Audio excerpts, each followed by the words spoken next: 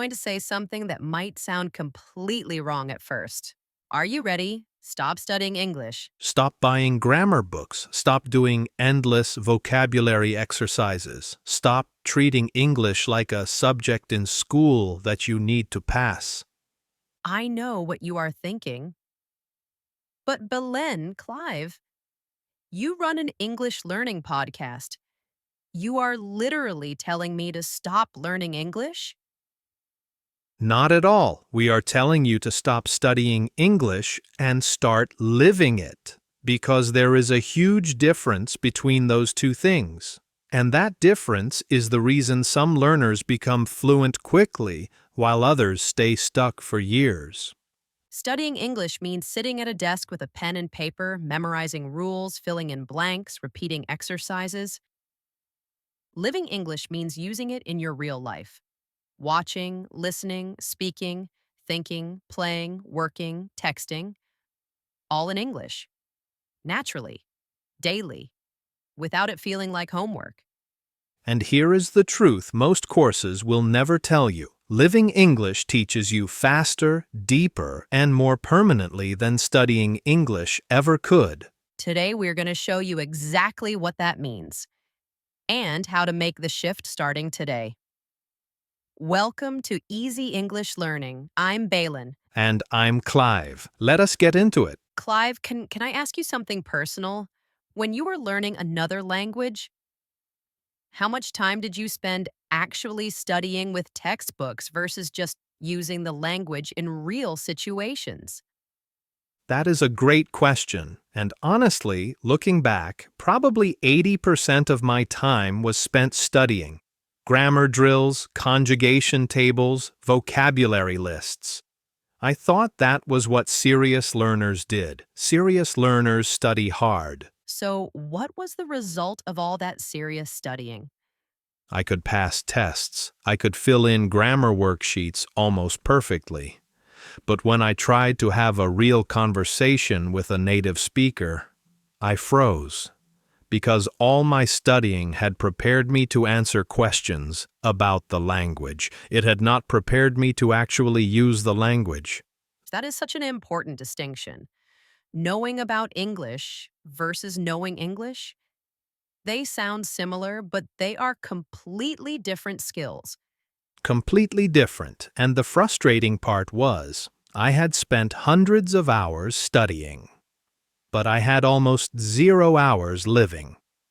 So my brain had knowledge, but no real ability. And when did that finally shift for you?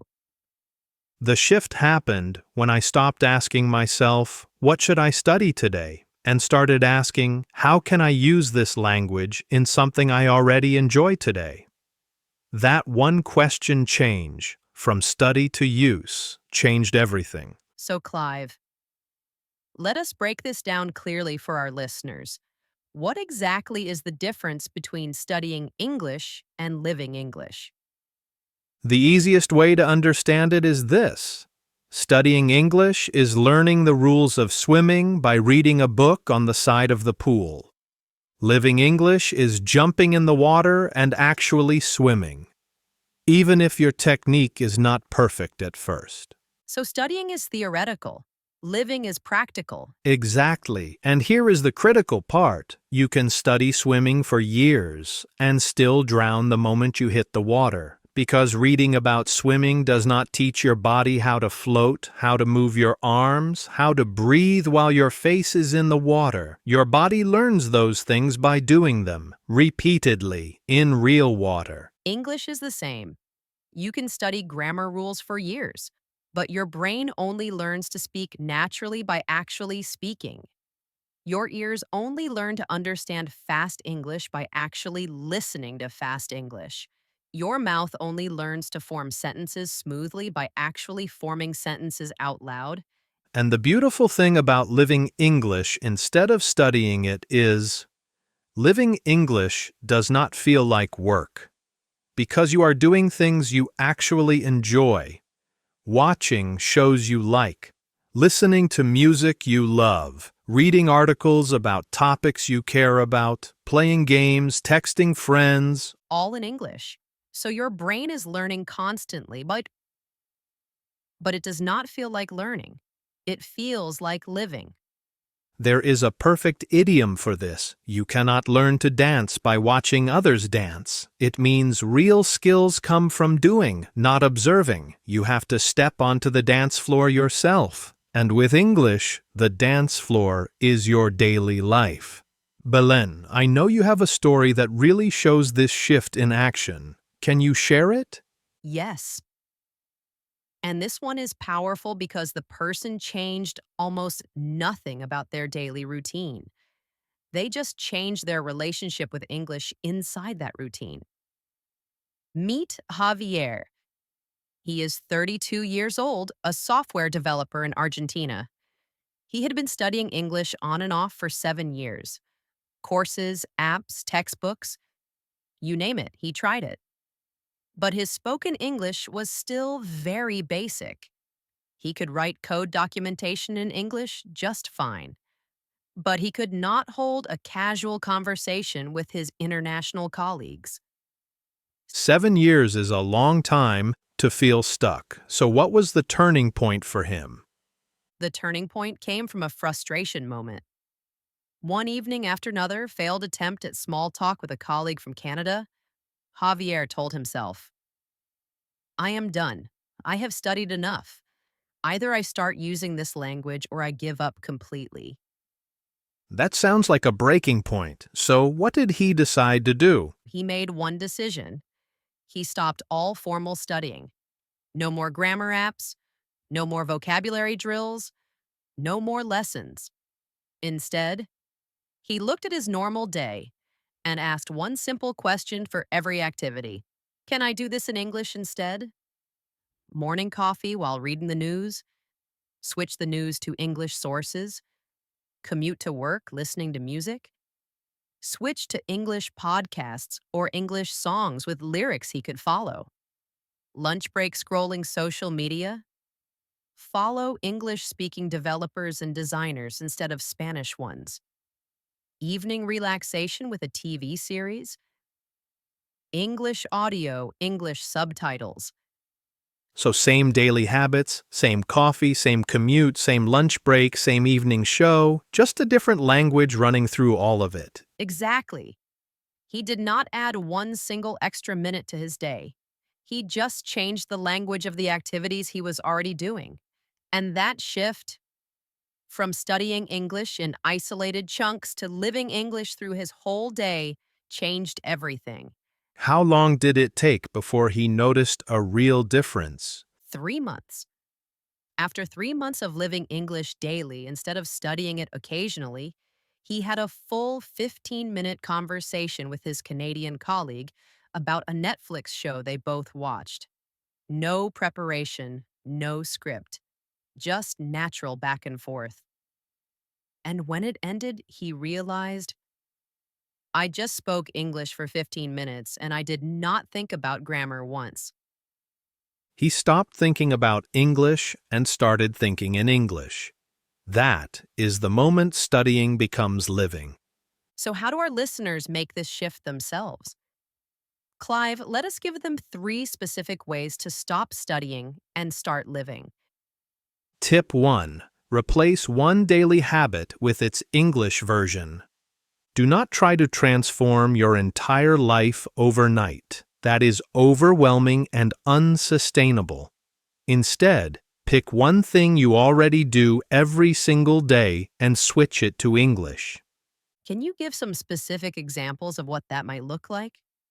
Of course, if you check the weather every morning, switch your weather app to English. If you watch cooking videos for dinner ideas, start watching English-speaking chefs. If you play mobile games during your commute, change the game language to English. If you follow sports, start reading sports news in English instead of your native language.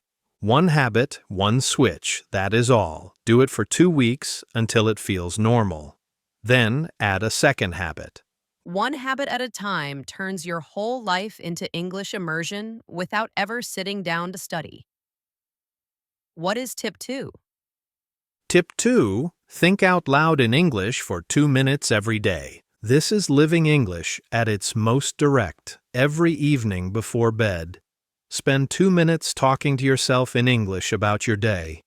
What happened, how you felt, what you will do tomorrow. Just stream of consciousness talking. Why does talking to yourself specifically help so much? Because it is the safest possible speaking practice. No judgment, no pressure, no audience. You can make every mistake in the world and nobody will ever know. But your brain is still practicing the physical act of forming English sentences in real time, which is the exact skill you need for actual conversations.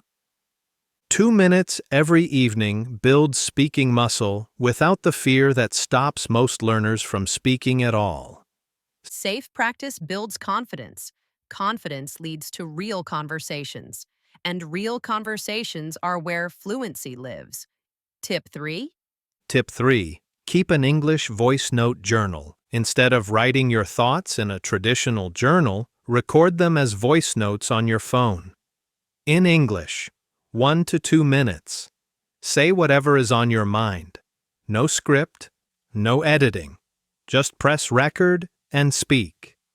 And what is the specific benefit of voice notes versus writing? Writing gives you time to think, translate, correct, and polish. That is studying. Voice notes force you to speak in real time without editing. That is living. You are training your brain to generate English spontaneously, which is exactly what real conversations require. Plus, you can listen back to your old voice notes after a few months and actually hear your own improvement. That feedback is incredibly motivating. There is a great idiom here. The proof of the pudding is in the eating. It means you only truly know something works when you experience the result yourself. Hearing your own voice improve over months is that proof. You cannot argue with your own ears. Vocabulary time. 4 words from today. Belen, let us go through them. And listeners, same challenge as always. Pick one word, make one sentence, say it, or write it. That is living English right now. Word 1, immersion. Immersion means surrounding yourself completely with something. English immersion means living inside the language, hearing it, reading it, using it all day long, not just during study sessions. I created English immersion in my life by changing my phone, my apps, and my entertainment to English. Word 2, spontaneous. Spontaneous means happening naturally without planning or preparation.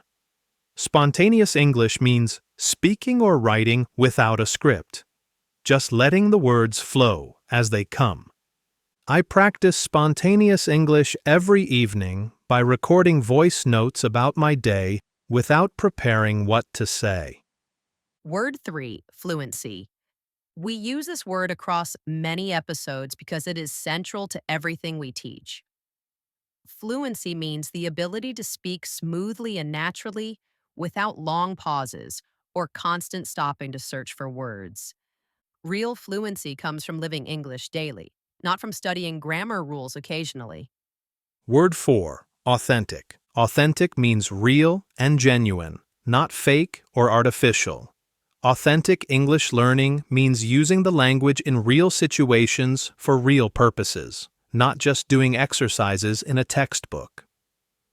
Watching shows I genuinely enjoy in English is authentic learning, because I care about the content, not just the language. One word, one sentence, yours. Right now, that sentence is you living English, not studying it. Belen, bring it all together for our listeners before we close. Here is what we learned today. Studying English means learning about the language.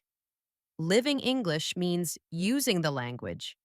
And only one of those creates real fluency.